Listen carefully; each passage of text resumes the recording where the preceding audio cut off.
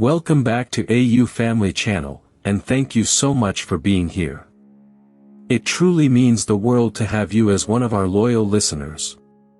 If our stories have ever touched your heart, we are so grateful that you keep coming back to spend this time with us.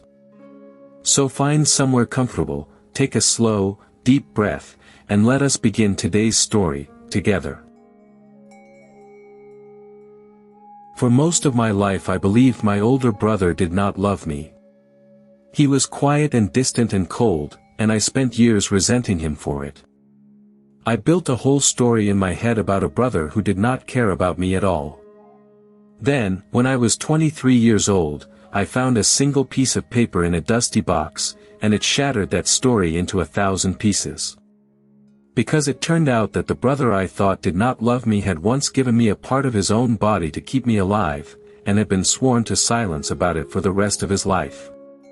This is the story of the brother who saved me, and never said a word. I was born the second child in a quiet family in a small town. My brother Daniel was 5 years older than me, and by the time I was old enough to form real memories, he was already the serious one, the boy who kept to himself.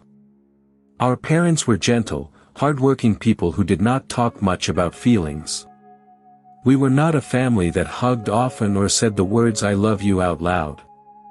We showed things in smaller ways, in meals cooked and rides given and porch lights left on. I did not know it then, but our family was carrying a secret so heavy that it quietly shaped every dinner and every look that passed between my parents.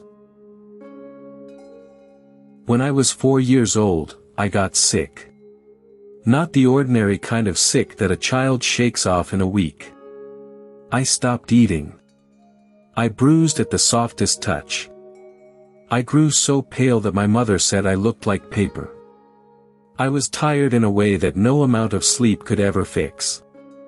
My parents took me to doctor after doctor, until one gray afternoon a specialist sat them down in a cold white room and said the words that would change everything.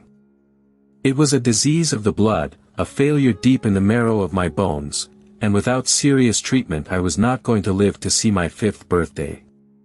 I was dying, and I was too small to understand it. I do not remember much of that year, only fragments. I remember the smell of the hospital, sharp and clean and frightening. I remember a needle taped to the back of my small hand. I remember my mother sleeping in a chair that was far too hard for sleeping, and my father standing by the window with his back to me so I would not see his face. What I have been told is that the disease was aggressive, and that the medicines the doctors tried simply were not enough. My body was failing faster than they could fight it. And there was only one thing left that could save me, one treatment that offered a real chance at life. I needed a bone marrow transplant, and I needed it soon. A bone marrow transplant is not a simple thing. You cannot take marrow from just anyone. The donor has to match, deep down at the level of the blood itself, and the best chance of a match is usually found inside the family. So the doctors began testing my relatives one by one, searching for someone whose marrow my body would accept. As a small child I understood almost none of this. All I knew was that the grown-ups kept whispering in the hallway, and that everyone seemed to be waiting for something they were afraid would not come. What I would not learn for another 20 years was exactly who they found, and what that person quietly gave up so that I could live. Somehow, against the odds, a match was found. I do not remember the day it happened. I have been told that they wheeled me into a room and gave me new marrow through a line into my chest, and that for weeks afterward I hovered in a fragile place between getting better and getting worse. My mother says she prayed more in those weeks than in all the rest of her life put together. And then, slowly, my blood began to heal. My color came back. My strength returned to my small body. The disease that was supposed to take me before my 5th birthday finally let go of me, and I lived. I lived because someone, I always assumed a stranger, had given me a second chance. By the time I was 6 or 7, I was a normal, healthy child again. I ran and I played and I grew like nothing had ever been wrong with me. My parents rarely spoke about that terrible year. When I asked, they told me only that I had been very sick and that I had gotten better, and then they would change the subject with a quickness I did not understand. I grew up knowing I had once been saved, but never knowing the details, and never knowing the cost. The whole thing felt like a distant fog, a story that had happened to some other little boy. And in that fog, without my ever knowing it, a strange distance was slowly growing between me and my brother. Because Daniel changed after that year. Or maybe I only became old enough to notice. He was quiet where other big brothers were loud. He did not wrestle with me or tease me or let me tag along with his friends. He kept to his room. He flinched sometimes when our mother hugged him too hard around the middle, and I thought that was strange, but children do not question such things for very long. All I knew was that my brother felt far away from me, like a door that was always gently but firmly closed. And I was far too young to wonder why. I only knew that I wanted him to like me, and that it seemed, no matter what I did, like he did not. As I got older, that quiet distance hardened in my mind into something colder. I decided that Daniel simply did not care about me. When I was 10 and he was 15, I wanted a big brother who would teach me things, and instead I had one who barely looked up from his book when I walked into the room. He never came to my school games. He never seemed proud of me.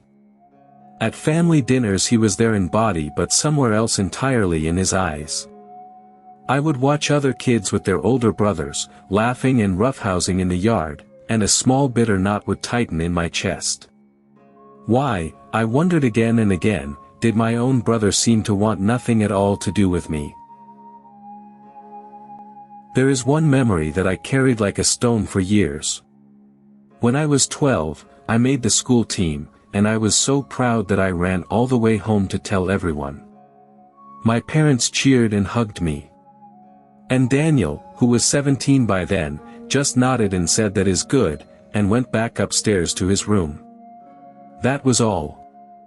That is good. I remember standing there in the hallway, my big news deflating in my hands, feeling like I did not matter to him even a little. I told myself that night that I would stop trying. That if my brother could not be bothered to care about my life, then I would not waste my heart on his. And for years, that is exactly what I did. Through my teenage years, Daniel and I lived like two strangers under one roof. He went off to university when I was 14, and honestly, a part of me was relieved when he left. The house felt easier somehow without his silence sitting in it. He would come home for holidays and settle at the edge of everything, polite and distant, and I stopped expecting anything else from him. Our parents seemed quietly sad about the gap between us, but they never explained it, never pushed us together, and never told me the one thing that would have changed everything. I understand now that they were holding a promise. But back then all I saw was a brother who had checked out of my life, and I let him go without a fight. And I was not innocent in any of it. As I grew into a young man, I gave Daniel back the very same coldness I believed he had given me. I did not call him. I forgot his birthday more than once, and I told myself he deserved to be forgotten. When he tried, in his small quiet ways, to reach me, I brushed him off without a second thought. Once he sent me a long message when I started university, telling me he was proud of me and that he was always there for me if I ever needed anything at all. I read it and felt nothing but old resentment, and I sent back a single word.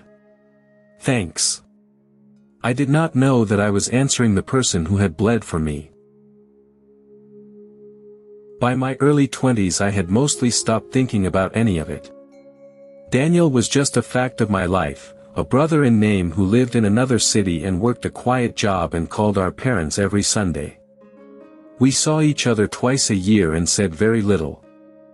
I built my own life and told myself I did not need him in it. But every so often, at a family gathering, I would catch my mother watching the two of us with a strange, heavy sadness in her eyes, like she was carrying something she desperately wanted to set down. And once, my father almost said something to me about Daniel, and then stopped himself, and looked away. I noticed it. I just did not understand it. The truth came to me on an ordinary Saturday, when I was 23 years old. My parents were selling the house I grew up in, moving to something smaller, and they asked me to come and help them sort through the old boxes stored up in the attic. Daniel was supposed to come too, but he was held up at work and running late. So it was just me, up in that dusty attic, going through the quiet layers of our family history, old report cards and photographs and tangled Christmas lights. And then, right at the bottom of a box marked simply with my own name, I found a thick folder of medical papers from the year I almost died. And I began, without really thinking, to read. At first it was only sad, seeing it all laid out on paper. The test results. The doctor's notes about a little boy whose blood was failing. My own name printed over and over beside frightening words that I now understood as an adult. I sat down on the dusty attic floor and read about the child I had been, and I felt a strange tenderness for him, for how terribly close he had come to never growing up. And then I turned the page and found the transplant records. And there, in the section that listed the donor, I did not see the word stranger, or the word anonymous, or the word unknown. I saw a name. And the name I saw printed on that page was my brother. Daniel.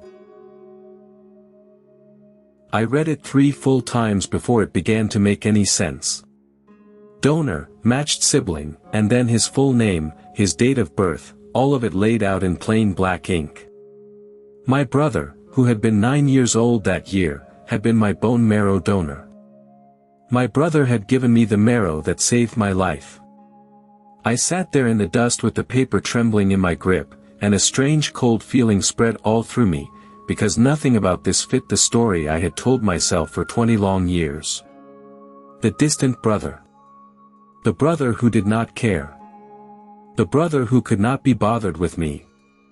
That brother had once let doctors put needles into his bones to keep me alive, and no one had ever told me. I kept reading, faster now, needing to understand all of it. And the papers told me far more than I was ready to know. Daniel had not simply given a little blood. To take marrow from a donor, especially back in those years, the doctors had to push long needles deep into the bone of the hip, again and again, to draw the marrow out. For a grown adult it is painful. For a 9-year-old boy, it was an ordeal. There were notes about how much they had taken, and one doctor had written that the young donor was very brave but had a difficult recovery. My brother had spent weeks in real pain afterward.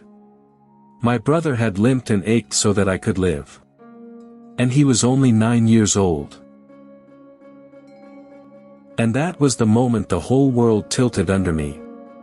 Because suddenly every cold memory I had of my brother turned itself over and showed me its hidden other side. The way he flinched when our mother hugged him too hard around the middle. That was his hip, still tender from the needles. The quiet. The careful distance. The way he always seemed to carry something heavy and private that he could never quite set down. I had spent 20 years believing my brother did not love me. And I was sitting there on the floor of an attic, holding the plain paper proof that when I was dying, a 9-year-old boy had given away a piece of his own body, and then carried the pain of it in total silence. I went downstairs with the folder shaking in my hands, and I found my mother in the kitchen, and for a moment I could barely speak at all. I held up the papers and I asked her why. Why had no one ever told me? Why had Daniel done this enormous thing and then acted for 20 years like it had never happened? And my mother sat down very slowly at the table, and her eyes filled with tears, and she told me the thing that finally broke me open completely.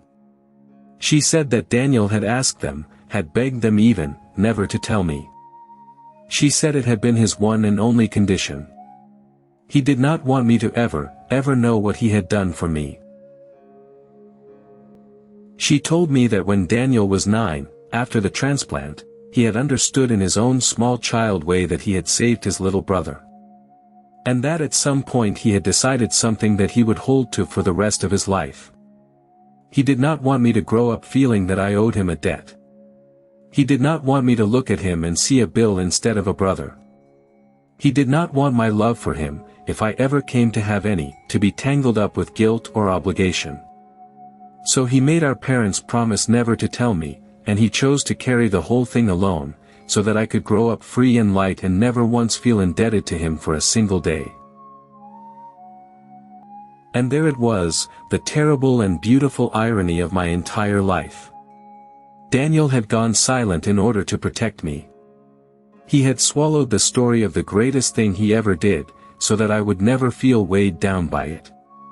And I, not knowing any of it, had read that silence as coldness. I had decided that he did not care about me. The very act of love that saved my life was the exact thing that made me believe he did not love me at all. He had given up his own voice for my sake, and I had punished him for years for being quiet. I sat at that kitchen table and understood that I had spent 20 years resenting the person who loved me most in the entire world. Everything came flooding back to me, and every single memory wore a new face. The school team, when I was 12, and Daniel just nodded and said that is good and went upstairs. I had hated him for that for years. Now, at last, I understood it. He was not indifferent to my life. He was the whole reason I even had one. A boy who has given his own marrow to keep his brother breathing does not need to make a loud fuss over a game. He had already said everything he would ever need to say, years before, in a hospital, with his silence and his pain. His quiet that is good was not coldness at all. It was a brother, looking at the little boy he had saved, and being glad he was alive to play. The distance I had felt from him was never once rejection. It was the weight of a secret he was keeping for my sake. Every time he held back, every time he seemed so far away, he was guarding the promise he had made so that I could be free of it. He had loved me in the only way he had allowed himself, from a careful and painful distance, never able to explain, never able to reach for me fully without risking the very thing he was protecting. And I had answered that impossible love with nothing but bitterness. I had sent one-word replies to the boy who bled for me. I put my face in my hands at that kitchen table, 23 years old, and I cried like the small child he had saved. And then I heard the front door open. Daniel had finally arrived to help with the boxes, walking straight into the middle of the moment that would change us both forever. He came into the kitchen and saw me crying, and saw the folder lying open on the table, and saw our mother with her hand pressed over her mouth. And he understood at once exactly what had happened. I watched the color drain out of his face. 20 years of careful silence, all of it undone in a single afternoon by a forgotten box in an attic. He looked almost afraid, this quiet man who had guarded his secret for so long. And for a long moment, neither of us knew what to do. We just stood there, two brothers, with the truth finally standing between us. I stood up from the table. I could barely see him through my tears. And all the years of distance and resentment and misunderstanding rose up hot in my throat, and what finally came out of me was not anger, and it was not blame.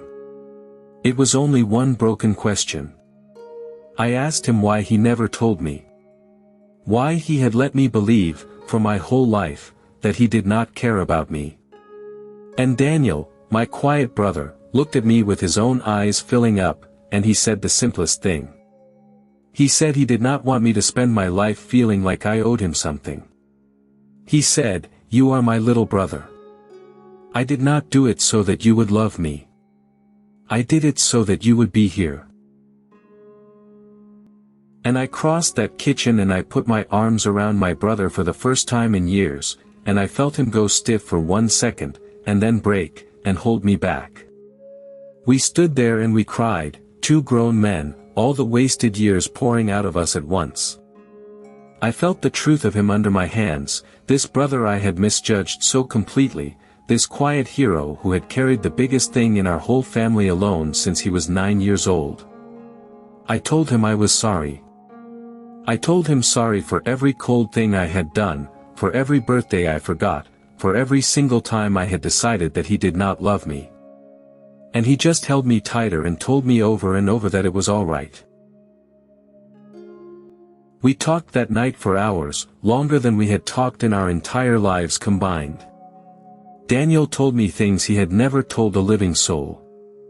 He told me that as a boy he had been terrified before the operation, but that the thought of losing his little brother had scared him far more than any needle ever could.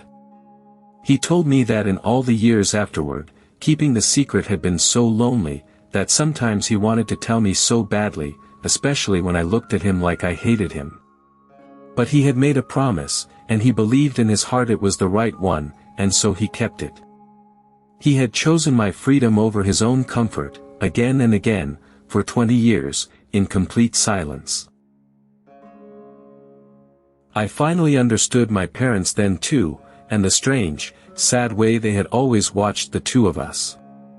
They had spent 2 whole decades holding Daniel's secret, aching to close the gap between their sons, and forbidden by their own promise from speaking the words that would have healed it. My mother told me it had been the hardest thing she ever did, watching me resent Daniel year after year, and not being allowed to tell me the truth. She had kept his secret because he asked her to, because it was his sacrifice to give and his choice to make. Our whole family had been quietly shaped by one boy's silent love, and only now, in that kitchen, were we finally free to say it out loud.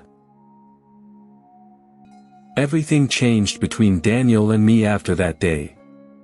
It was not instant, and it was not a fairy tale. 20 years of distance does not simply vanish overnight. But we began, slowly and carefully, to build the brotherhood we had lost along the way. I started calling him, really calling him, asking about his life, learning who he actually was behind all of that quiet. I found out my brother was funny, in a dry and gentle sort of way. I found out he was kind, and thoughtful, and that he carried a deep tenderness he had never once let me see. The wall I had spent my whole life resenting turned out to have a brother behind it, one who had been waiting, patiently, for me to finally come around and find him. We made up for the lost years as best as we possibly could. I visited him often. I stood proudly beside him at his wedding, and when he introduced me to his new wife as his little brother, I saw something in his eyes that I finally understood, a pride and a love that had been there all along, hidden underneath all his silence. I got to know him not as a debt that I owed, but as a person I truly loved. And that, I slowly realized, was exactly the gift he had been trying to give me all along. He never once wanted my gratitude. He only ever wanted a brother.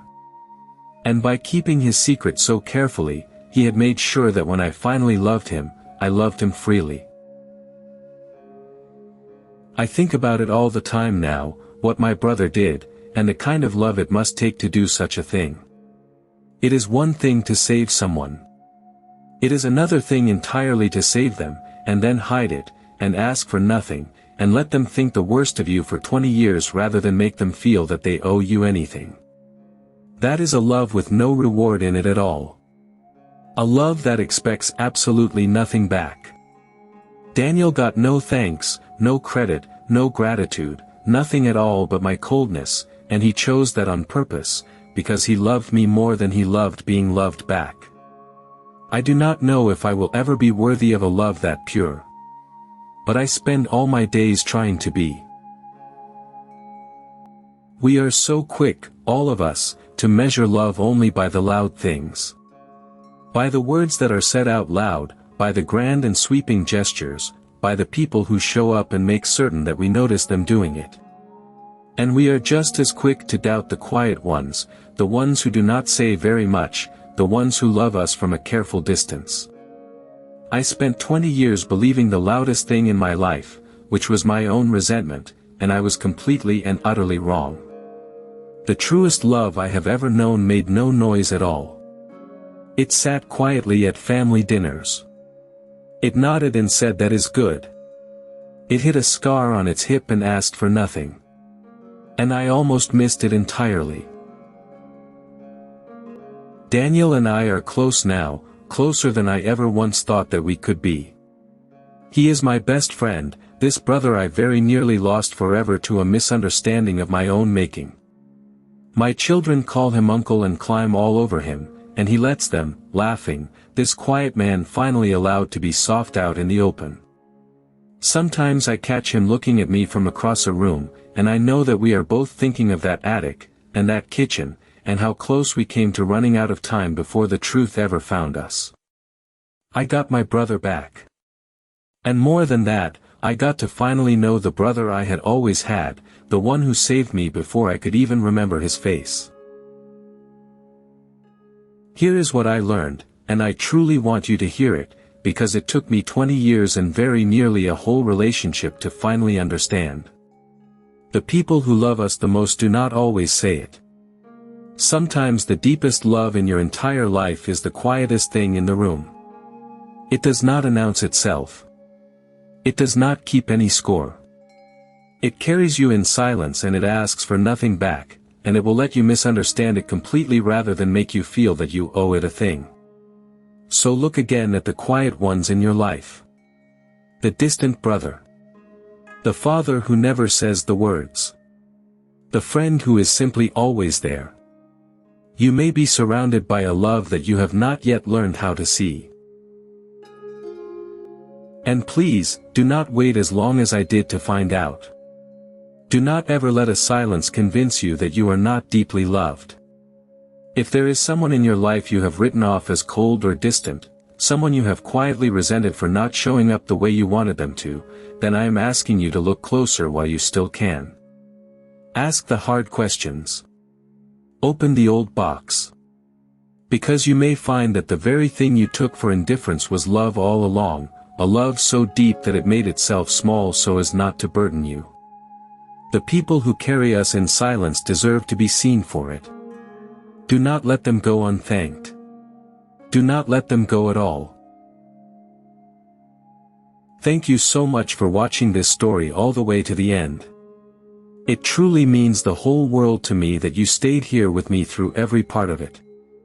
If the story of my brother touched your heart the way that living it touched mine, please take a moment to give this video a like, and to subscribe to AU Family Channel, where a brand new story is waiting for you every single week.